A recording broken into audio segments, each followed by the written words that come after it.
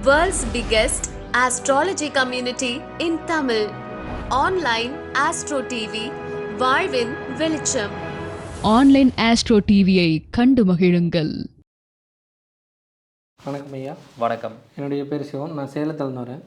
இப்போங்க ஐயா, திடீர்னு நம்ம ஏதாவது வெளியில் கிளம்பிட்டு இருக்கும்போது ஒரு கண்ணாடி விழுது, ஒரு சகுனம் சரியில்லை அப்படி இப்படின்னு சொல்கிறாங்க. நிமித்தம் எப்படி தெரிஞ்சுக்கிறது அப்படின்றது, அதை பற்றி எப்படிங்க நம்ம தெரிஞ்சுக்கிறது? அதெல்லாம் உண்மைதானா?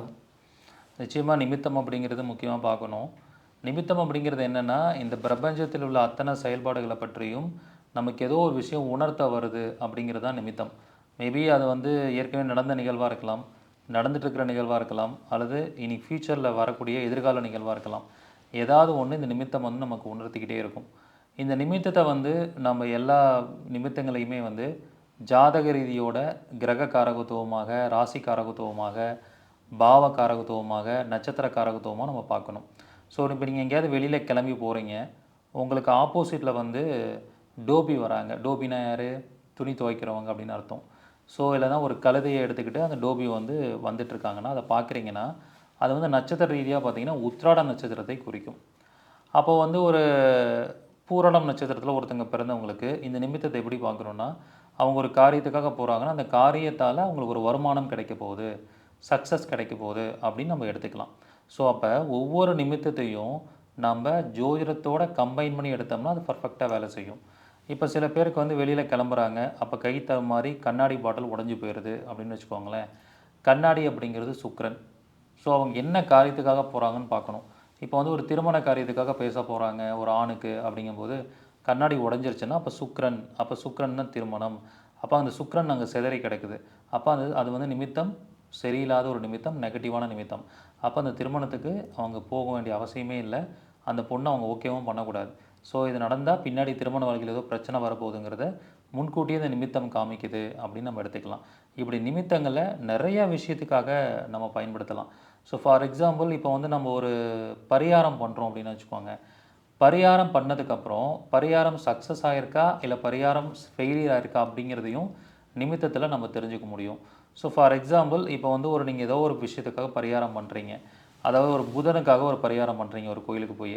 அப்போ அந்த பரிகாரம் பண்ணிட்டு வெளியில் வரும்போது ஒரு ஸ்கூல் படிக்கக்கூடிய குழந்தைங்க, யூனிஃபார்ம் போட்டுட்டு போகிற குழந்தைங்கள கூட்டமாக பார்க்குறீங்க அப்படின்னா, அப்போ புதனுடைய ஆசீர்வாதம் நமக்கு கிடச்சிருச்சு, அப்போ நம்ம பண்ண பரிகாரம் சக்ஸஸ் ஆயிடுச்சு அப்படின்னு நம்ம சொல்லலாம். இதே புதனுக்காக நீங்கள் பரிகாரம் பண்ணுறீங்க, அந்த பரிகாரம் பண்ணிட்டு வெளியில் வரும்போது ஒரு தோல் நோயாளியை பார்க்குறீங்க. தோல் மூஞ்சலெல்லாம் பருப்பருவாக இருக்கிற மாதிரி ஒரு அசிங்கமான ஒரு உருவத்தில் தோல் பாதிக்கப்பட்ட ஒரு நபரை பார்க்குறீங்கன்னா உங்கள் பரிகாரம் ஃபெயிலியர் ஆகிடுச்சுன்னு அர்த்தம். ஏன்னா புதனுக்காக தான் பரிகாரம் பண்ணுறீங்க. அப்போ புதனோட நேர்மறை தன்மையில் இயங்கக்கூடிய ஒருத்தங்க பார்த்தீங்கன்னா அது சக்ஸஸ். இதை எதிர்மறை தன்மையில் இயங்குறவங்களையும் மறுபடியும் பார்க்குறீங்கன்னா அது ஃபெயிலியர் அப்படின்னு நம்ம சொல்லணும். ஸோ இந்த மாதிரி நம்ம எல்லா விஷயங்களுக்கும் இந்த நிமித்தத்தை நம்ம பார்க்கலாம். ஒரு இன்டர்வியூ போகிற விஷயத்துலேருந்து, கல்யாணத்துக்காக ஒரு பொண்ணு பார்க்குற விஷயத்துலேருந்து, ஒரு ஊருக்கு கிளம்புற விஷயத்துலேருந்து, இல்லை நீங்கள் ட்ரெஸ் எடுக்கிற விஷயம், நகை வாங்குகிற விஷயம், இப்படி எல்லாத்துலேயுமே நம்ம என்ன பண்ண முடியும்னா நிமித்தத்தை நிச்சயமாக பார்க்க முடியும். அதில் கிரக காரகத்துவத்தையும் நட்சத்திர காரகத்துவத்தையும் பாவ காரகத்துவத்தையும் மிக அழகாக நம்ம என்ன பண்ணலான்னா கனெக்ட் பண்ண முடியும். ஸோ ஃபார் எக்ஸாம்பிள் இப்போ தொழில் விஷயமாக நீங்கள் போகிறீங்க, ஒரு தொழில் விஷயமாக நீங்கள் போகும்போது தொழில் அப்படிங்கிறது ஒரு சனியோடைய காரகத்துவம். அப்போ ஆப்போசிட்டில் ஒரு பிச்சைக்காரங்க வராங்க அப்படின்னா அப்போ அது சனியோடைய காரகத்துவத்தை உள்ளவங்களை சனி பகவான் நம்மளை பார்க்க வைக்கிறாருன்னு அர்த்தம். அப்போ ஒரு ஆசீர்வாதமாக கன்சிடர் பண்ணிக்கிட்டு அந்த விஷயத்தில் நம்ம முன்னோக்கி போய்கிட்டே இருக்கலாம். இப்படி ஒவ்வொரு விஷயங்களையும் நிமித்த சாஸ்திரத்தில் மிக சிறப்பாக எடுக்க முடியும். இது முன்னோர்கள் காலங்காலமாக பயன்படுத்திட்டு தான் இருக்காங்க. அந்த காலத்தில் ராஜா ஒரு படையெடுக்க போகிறாருனாலே நிமித்தம் பார்த்துட்டு அந்த நிமித்தம் நல்லா இருந்தால் மட்டும்தான் போவார், இல்லைன்னா போக மாட்டாங்க. இது இன்னும் நம்மளுடைய முன்னோர்கள் தாத்தா பாட்டிலாம் ஃபாலோ பண்ணிட்டு தான் இருந்திருக்காங்க. இப்போவும் எங்களை மாதிரி இருக்கக்கூடிய ஜோதிடர்கள் அந்த நிமித்தத்தை ஃபாலோ பண்ணிட்டு தான் இருக்கும். சில பேர் அது மூட நம்பிக்கைன்னு சொல்கிறாங்க. பட் இது மூட நம்பிக்கையே கிடையாது. ஒரு நிமித்தங்கிறத ஜோதிடத்தோட கம்பைன் பண்ண தெரியணும். என்ன விஷயம் பிரபஞ்சம் நமக்கு காமிக்க வருது, எதை உணர்த்த வருது அப்படிங்கிறத புரிஞ்சுக்கிட்டு நம்ம அந்த நிமித்தத்தை புரிஞ்சுக்கிட்டு செயல்பட்டோம்னா நம்ம பெரிய விஷயங்கள்லேருந்து தப்பிக்கலாம். இப்போ பொதுவாகவே ஒரு விஷயத்தை நம்ம பார்க்குறோம்.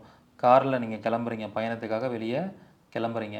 ஸோ ஆப்போசிட்டில் யாரோ ஒருத்தர் வராங்க, இரத்த காயத்தோடு வராங்க அப்படின்னா அது செவ்வாய் ராகுவை குறிக்கக்கூடிய ஒரு அமைப்பு. அப்போ செவ்வாய் ராகு சம்மந்தமாக ஏதோ ஒரு விஷயம் நமக்கு பின்னாடி நடக்க போகுது, பெரிய விபத்து நடக்க போகுது அப்படிங்கிற விஷயத்தை நம்ம கணிச்சிட்டு கொஞ்ச நேரம் வெயிட் பண்ணிட்டோ இல்லை அந்த ப்ரோக்ராமை கொஞ்சம் போஸ்ட்போன் பண்ணி போகிறது நல்லது. இப்படிலாம் நமக்கு பின்னாடி இருக்கிற விஷயத்த யாரும் வந்து சொல்ல மாட்டாங்க. பிரபஞ்சம் ஒரு நிமித்தமாக தான் காமிக்கும். ஸோ அந்த மாதிரியான ஒரு விஷயம் தான் நிமித்தம். இந்த நிமித்தம் வந்து நிறைய விஷயங்களை நமக்கு சுட்டி காமிச்சிட்டே இருக்கும். அதை பற்றி நிறைய நம்ம ஒரு வகுப்பாகவே அதை நம்ம சொல்லிக் கொடுக்கலாம். அந்த அளவுக்கு நிறைய விஷயம் இருக்குது. நல்லதுங்க ஐயா.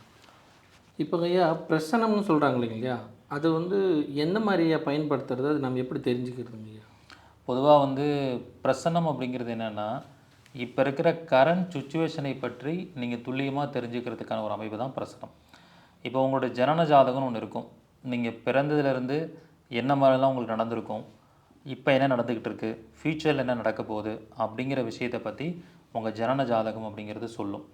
பிரசனம் அப்படிங்கிறது என்னென்னா, இப்போ லைவாக என்ன நடந்துக்கிட்டு இருக்கு உங்களுக்கு, எப்படிப்பட்ட சூழ்நிலையை நீங்கள் கடந்துக்கிட்டு இருக்கீங்க அப்படிங்கிறத மிக துல்லியமாக சொல்லக்கூடிய ஒரு சாஸ்திரம் தான் பிரசன சாஸ்திரம். அப்போ நம்ம ஒரு ஜாதகம் பார்த்து ஒரு விஷயத்தை நீங்கள் முடிவு பண்ணுறீங்க. பட் இருந்தாலும் ஒரு குழப்பம் இருக்குது அப்படிங்கும்போது பிரசனம் பார்த்து டபுள் கன்ஃபர்மேஷன் பண்ணலாம். இப்போ ஒருத்தங்களுக்கு ஒரு ப்ரொமோஷன் கிடச்சிருச்சு நார்த் இந்தியாவில், அவங்க நார்த் இந்தியா போகணும். ஸோ ஜாதகத்தில் வெளியூர் போகக்கூடிய அமைப்பு இருக்குதுன்னு வந்துருச்சு. இருந்தாலும் ஒரு கன்ஃபியூஷன் இருக்குன்னா பிரசனத்துலேயும் அதே மாதிரி வெளியூர் போகக்கூடிய ஒரு அமைப்பை உருவாக்கும். ஸோ அப்படி உருவாக்குதுன்னா நீங்கள் டபுள் கன்ஃபர்மேஷனாக அதை எடுத்துக்கலாம். ஃபார் எக்ஸாம்பிள் நீங்கள் பிரசனம் போடுறீங்கன்னா 6ஆம் இடங்கிறது உத்தியோகம், 12ஆம் இடங்கிறது வெளியூர். ஸோ 6, 12 தொடர்பு பிரசனத்துலேயும் வருதுன்னா நிச்சயமாக அவங்க வெளியூர் போயிடலாம் அப்படின்னு நம்ம சொல்லிடலாம். இப்படி எல்லா விஷயங்களையும் ஒரு விஷயத்தை கன்ஃபர்மேஷன் பண்ணுறதுக்கு எஸ்ஆர் நோ சொல்கிறதுக்கு பிரசனத்தை நம்ம பயன்படுத்தலாம். அதுவே நாமளாகவே சுயமாக நமக்கு பிரசனம் போட்டு பார்த்துக்கலாம். இப்போ ஒரு காரியம் நீங்கள் எடுக்கிறீங்க, ஒரு விஷயத்தை பற்றி திங்க் பண்ணிகிட்ருக்கீங்க, யோசனை பண்ணுறீங்க, அதை பற்றி தெளிவாக முடிவெடுக்க முடியல அப்படின்னா கூட பிரசனத்தில் பாருங்கள். இப்போ நான் யோசிச்சுட்டு இருக்கிற விஷயம் சரியானதா தவறானதா அப்படிங்கிறத பிரசனத்தில் பார்த்தீங்கன்னா, லக்ன பாவம் கெட்டு போயிருந்தா அப்போ நீங்கள் இப்போ யோசிச்சுட்டு இருக்கிற சிந்தனை சரியானது கிடையாது.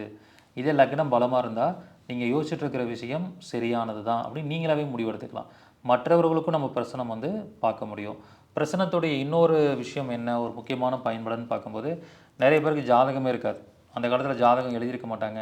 சில பேருக்கு டைம் ஒழுங்காக தெரியாது. அப்போ ஜாதகத்தை ஒழுங்காக கணிக்க முடியாமல் போகும். அவங்களுக்கெல்லாம் வந்து பிரசன ஜாதகத்தை வச்சு அவங்க ஜனன ஜாதகத்தில் எடுக்கிற பலன் மாதிரி எடுக்கலாம். அதுக்கான பரிகாரங்களையும் சொல்லலாம். முடக்கு தோஷம் எடுக்கலாம், திதி சூனியம் எடுக்கலாம், கரணம் எடுக்கலாம். எல்லாத்தையுமே அவங்களுடைய பிரசன ஜாதகத்தை வச்சு எடுக்க முடியும். ஸோ இந்த மாதிரி ஜாதகம் இல்லாதவர்களுக்கும் இது அழகாக பயன்படக்கூடிய அமைப்பாக இருக்கும். அதேமாதிரி ஒரு திருட்டு போன பொருளாக இருக்கட்டும், அதேமாதிரி ஒருத்தவங்க உண்மை பேசுகிறாங்களா பொய் பேசுகிறாங்களா, இது அத்தனையும் பிரசனத்தில் நம்ம கண்டுபிடிக்க முடியும். ஸோ இது நிறையா பேர் வந்து பார்த்திங்கன்னா நிறையா பர்பஸ்க்காக யூஸ் பண்ணுறாங்க பிரசனத்தை அப்படிங்கிறத. அது வந்து அது லைவ் அஸ்ட்ராலஜின்னு சொல்கிறது. இப்போ லைவாக என்ன நடந்துகிட்ருக்குன்னு நீங்கள் சொல்ல முடியும். இப்போ ஒன்றும் இல்லை, உங்கள் ஃப்ரெண்டு ஒருத்தர் வந்து வெளிநாட்டில் இருக்கார். அவர் என்ன பண்ணிகிட்டு இருக்காருங்கிறது இங்கே பிரசனத்தில் பார்க்க முடியும். அது நீங்கள் மைண்டில் நினச்சிக்கணும். வெளிநாட்டில் இருக்கக்கூடிய நம்ம ஃப்ரெண்டு இப்போ என்ன பண்ணிகிட்டு இருப்பார்னு சொல்லி நீங்கள் பிரசனம் போட்டிங்கன்னா, அந்த பிரசன லக்னத்துக்கு 4ஆம் இடங்கிறது அவர் சுற்றி இருக்கக்கூடிய விஷயத்தையே சொல்லும். இப்போ உங்கள் ஃப்ரெண்டு வந்து ஒரு நீர்நிலை பக்கத்தில் இருக்கார் அப்படின்னா, அவருக்காக நீங்கள் பிரசனம் போட்டுட்டு கால் பண்ணி கேளுங்க, நீங்கள் ஏதாவது நீர்நிலை பக்கத்தில் இருக்கியான்னு கேட்டால் கண்டிப்பாக இருப்பார். 4ஆம் இடத்துல சந்திரனோ அல்லது 4ஆம் இடமே கடகமாக வருது, 4ஆம் இடத்த சந்திரன் பார்க்குது அப்படின்னா பிரசனத்தில் அந்த அமைப்பு கரெக்டாக வருதுன்னு நம்ம சொல்ல முடியும். அந்த மாதிரி நம்ம எடுக்க முடியும். அதுவே பிரசனத்தில் வந்து நிறைய பெயர்களை எடுக்கலாம். இப்போ வந்து நமக்கு ஒரு விஷயம் நடக்கணும். இப்போ வந்து உங்களுக்கு ஒரு கடன் வாங்கணும்னு நினைக்கிறீங்க, ஒரு பேங்க் மேனேஜரை போய் பார்க்கணுன்னு நினைக்கிறீங்க. அப்போ பிரசனம் போட்டு பார்க்கும்போது பிரசனத்தில் வந்து 9ஆம் இடங்கிறது தான் உயர் அதிகாரின்னு எடுத்துக்கிறோம். அந்த 9ஆம் இடத்துல செவ்வாய் சம்மந்தப்படுதுன்னா நம்ம பிரசனத்தில் கேட்கலாம், நீங்கள் இந்த கடன் வாங்குறதுக்காக போகக்கூடிய பேங்க் மேனேஜர் பேர் முருகனோட பேரா, சரவணனா, கார்த்தியா, வடிவேலா, அல்ல கந்தனா அப்படின்னு கேட்டோம்னா அது கரெக்டாக பிரசனத்தில் வரும். அப்படி இருந்தால் கண்டிப்பாக நீங்கள் அந்த லோன் வந்து உங்களுக்கு கிடச்சிரும். அந்த மாதிரி நம்ம சொல்ல முடியும். இப்படி மிக அற்புதமாக பிரசனத்தில் வந்து நம்ம என்ன பண்ண முடியும்னா நிறைய பெயர்களை கூட நம்ம அழகாக நம்ம எடுக்க முடியும். அதே மாதிரி இந்த பிரசனத்தில் சில முடிவுகளை நம்ம வந்து கணிக்க முடியும். இந்த மாதிரி முடிவுகள் அப்படின்னு சொல்லி பார்த்திங்கன்னா, திருமணம் சம்மந்தப்பட்ட முடிவுகளாக இருக்கட்டும், அல்லது வந்து ஒரு வேலை சம்மந்தப்பட்ட முடிவுகளாக இருக்கட்டும், தொழில் சம்மந்தப்பட்ட முடிவுகளாக இருக்கட்டும், இது அத்தனையும் நம்ம என்ன பண்ண முடியும், பிரசனத்தில் பார்க்க முடியும். இப்போ சில பேருக்குலாம் பிரசனம் பார்க்கும்போது இப்போ தொழில் பண்ணாதீங்க, நஷ்டம் அடையும், ஒரு 6 மாதம் தள்ளி போடுங்க, 1 வருஷம் தள்ளி போடுங்கன்னு நம்ம பார்க்கலாம். ஸோ இந்த மாதிரி பிரசனத்தில் பார்க்க முடியாத விஷயங்களே கிடையாது. அத்தனை விஷயங்களையும் பிரசனத்தில் நம்ம பார்க்க முடியும். ஸோ அது கிளியர் கட்டாக தெரியும். இப்போ நீங்கள் ஒரு விஷயத்தை மறைக்கிறீங்கன்னா கூட அது பிரசனத்தில் வந்து தெரிஞ்சிடும். இல்லை நீங்கள் அந்த விஷயத்தை மறைக்கிறீங்க அப்படிங்கிறது நம்ம அழகாக சொல்லிட முடியும். அப்போ அவங்களுக்கு ஒரு பிரச்சனை இருக்குன்னா அந்த பிரச்சனைக்கான காரணத்தையும் நம்ம சொல்லலாம். இப்போ ஒரு நோய் கூட வருதுன்னு வச்சுக்கோங்களேன். இப்போ நோயால் பாதிக்கப்படுறாங்க, அது ஜாதக ரீதியாக பார்க்கும்போது அவங்களுக்கு நோய்க்கான காரணம் என்னன்னு வருது, பிரச்சனத்துலேயும் அது காமிக்கும். இப்போ ஒருத்தங்களுக்கு நுரையீரலில் ஒரு பிரச்சனை வருது அப்படின்னா அது வந்து ஜெனட்டிக்கான பிரச்சனையா, இல்லை சுற்றுச்சூழல் மாசுனால் வரக்கூடிய அமைப்பா, இல்லை அவங்க குளிர்ச்சியான பொருளை சாப்பிட்டதுனால வந்துச்சா அப்படிங்கிறது பிரச்சனத்தில் வரும். இப்போ 4ஆம் இடத்துக்கும் ஒரு சந்திரனுக்கும் சுக்கிரனுக்கும் தொடர்பு, சனிக்கு தொடர்பு வந்தால் ஒரு குளிர் பிரதேசத்துக்கு போயிட்டு வந்தனால இவங்களுக்கு அந்த லங்ஸ் ப்ராப்ளம் வந்திருக்கு அப்படிங்கிறத நம்ம சொல்ல முடியும். இப்படி நம்ம அழகாக நம்ம அந்த விஷயங்களை எடுத்துகிட்டே போகலாம். ராசி தத்துவங்கள், கிரக தத்துவங்கள், நட்சத்திர காரகத்துவங்கள், இதெல்லாம் நம்ம அற்புதமாக நம்ம எடுக்க முடியும். இப்போ சில பேருக்கு பார்த்திங்கன்னா கண்டம் வரக்கூடிய விஷயத்தை கூட, ஆயுள் கண்டம் அவருக்கு இப்போ வரப்போகுதுங்கிறத கூட பிரசனம் காமிக்கும். இப்போ நீங்கள் பிரசனம் போடும்போது யாருக்காக பிரசனம் பார்க்குறீங்களோ அவங்க லக்னத்தில் மாந்தி இருக்குன்னு வச்சுக்கோங்களேன், அவருக்கு ஏதோ ஒரு ஆயுள் கண்டத்தில் இருக்கார், ஏதோ ஒரு விபத்து நடக்க போகுது, இல்லை உடல் ரீதியாக பிரச்சனை வரப்போகுது, அவருக்கு உயிருக்கு ஆபத்து இருக்குங்கிறத நம்ம முன்கூட்டியே அவருக்கு ஒரு அலாட் கொடுக்கலாம். அதுலேருந்து அவரை காப்பாற்ற முடியும். ஸோ இப்படி நிறைய விஷயங்களை பிரசனத்தில் பார்க்க முடியும். ஐயா, இப்போ ஹோரைன்னு சொல்கிறாங்க இல்லைங்களா, அந்த ஹோரை வந்து எப்படிங்க பயன்படுத்துறது? பொதுவாக வந்து பார்த்திங்கன்னா இந்த ஹோரை அப்படிங்கிறது என்னென்னா, இந்த பிரசனம் மாதிரியே நிமித்தம் மாதிரியே கரண்டாக இருக்கக்கூடிய விஷயங்களை மிக தெளிவாக காமிக்கக்கூடியதான் ஹோரை. ஸோ ஃபார் எக்ஸாம்பிள், இப்போ நீங்கள் ஒரு பஸ்ஸில் ட்ராவல் பண்ணி போயிட்டுருக்கீங்க, உங்களுக்கு பக்கத்தில் சீட்டில் ஒருத்தர் வந்து உட்கார்றார், ஒரு வயசான தாத்தா, ஒரு 60-70 வயசில் இருக்கிற ஒரு தாத்தா வந்து உட்கார்றாருன்னா, அப்போ உங்கள் ஹோரையை எடுத்து பாருங்கள், சனி ஹோரையாக போயிட்டுருக்கும். இதே ஒரு அடுத்த ஸ்டாப்பில் அந்த தாத்தா இறங்கிடுறாரு.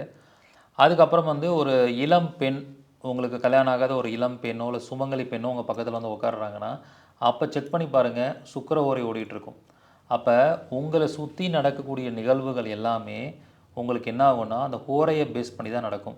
நீங்கள் சந்திக்கக்கூடிய மனிதர்களாக இருக்கட்டும், உங்களை சந்திக்கக்கூடிய மனிதர்களாக இருக்கட்டும், நீங்கள் சாப்பிட்ற பொருளாக இருக்கட்டும், நீங்கள் சிந்திக்கிற விஷயமா இருக்கட்டும், எல்லாமே இப்போ என்ன ஹோரை நடந்துகிட்ருக்கோ அதைப்படி தான் நீங்கள் சிந்திப்பீங்க. இப்போ ஒன்றும் இல்லை, நீங்கள் வந்து ஒரு காரில் போயிட்டுருக்கீங்க, சிக்னலில் நிற்கிறீங்க, ஒரு 4 திருநங்கைகள் வந்து உங்கள்கிட்ட பணம் கேட்குறாங்க. ஸோ நீங்கள் பணம் கொடுக்குறீங்க. அப்போ அந்த மாதிரி திருநங்கைகளை எப்போல்லாம் சந்திக்கிறீங்களோ அப்போல்லாம் நீங்கள் செக் பண்ணி பாருங்கள், புதன் ஹோரையாக தான் இருக்கும். ஸோ இப்படி நம்ம எல்லா விஷயங்களையும் ஹோரையாக நம்ம எடுக்கலாம். இது எதுக்காக நம்ம எடுக்கணும் அப்படின்னா, சில இடங்களில் நம்மளை ஜாக்கிரதையாக பாதுகாத்து கொள்வதற்கு நம்ம கவனமாக இருக்கணும். ஸோ பொதுவாகவே வந்து இப்போ நம்ம ஒரு விஷயத்துக்காக போகிறோன்னு வச்சுக்கோங்களேன், போலீஸ் ஸ்டேஷனுக்காகவோ இல்லை ஏதோ ஒரு பிரச்சனைக்காக தீர்வு காண்றதுக்கு போகிறோம். இப்போ தீர்வு அப்படிங்கிறது என்ன, காம்ப்ரமைஸ் ஆகணும். அங்கே வந்து யாரும் கோவப்பட்டு எதுவும் பேசிடக்கூடாது, எல்லாரும் பணிஞ்சு போய் அந்த விஷயத்தை முடிக்கணும். அப்போ இந்த பணிஞ்சு போய் ஒரு விஷயத்தை முடிக்கிறது தன்மை வந்து குருவுக்கு தான் இருக்குது. அப்போ அந்த குரு அப்படிங்கிறவர் தான் தீர்வை கொடுக்குறவர். அப்போ அந்த விஷயத்தை நீங்கள் குரு ஹோரையில் போய் பண்ணிங்கன்னா சக்ஸஸ் ஆகும். இதே வந்து செவ்வாய் ஹோரையில் போய் பண்ணிங்கன்னா, செவ்வாய் வந்து ஆக்ரோஷமான கிரகம், முரட்டத்தனமான கிரகம், அப்போ பிரச்சனையை தான் அதிகப்படுத்தும். ஸோ அப்போ அந்த செவ்வாய் ஹோரையில் அது போகக்கூடாது. இப்படி எந்தெந்த ஹோரைகளில் எந்தெந்த காரியம் பண்ணலாம், எந்தெந்த ஹோரைகளில் எந்தெந்த காரியம் செய்யக்கூடாது, இந்த ஹோரையில் எந்த மாதிரி பெயர் கொண்டவர்கள் வருவாங்கன்னு முதற்கொண்டு கூட நம்ம எடுத்துக்கலாம்.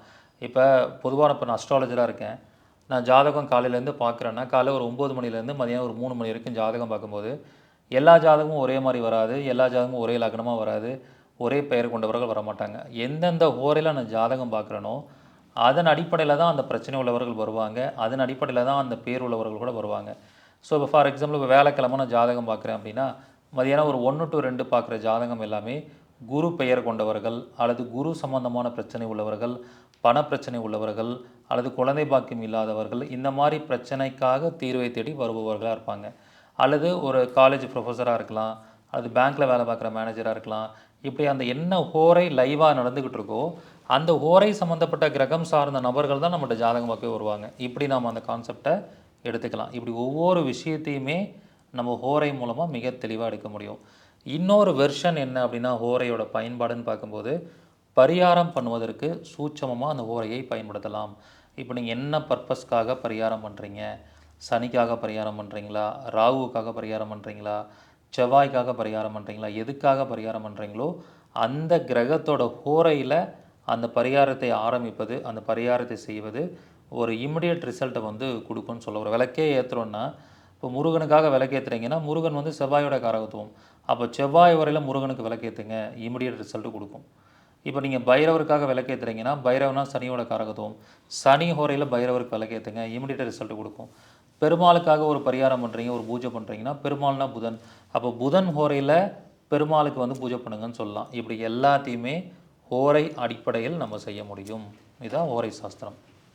ஐயா இப்போ வந்து கனவு பலன்கள் அதெல்லாம் நிஜமாக எப்படிங்க ஐயா பார்க்குறது? அதை எப்படி நிறையா பேர் கனவு வந்துச்சு அப்படி இப்படி இப்படின்னு சொல்கிறாங்க இல்லைங்களா?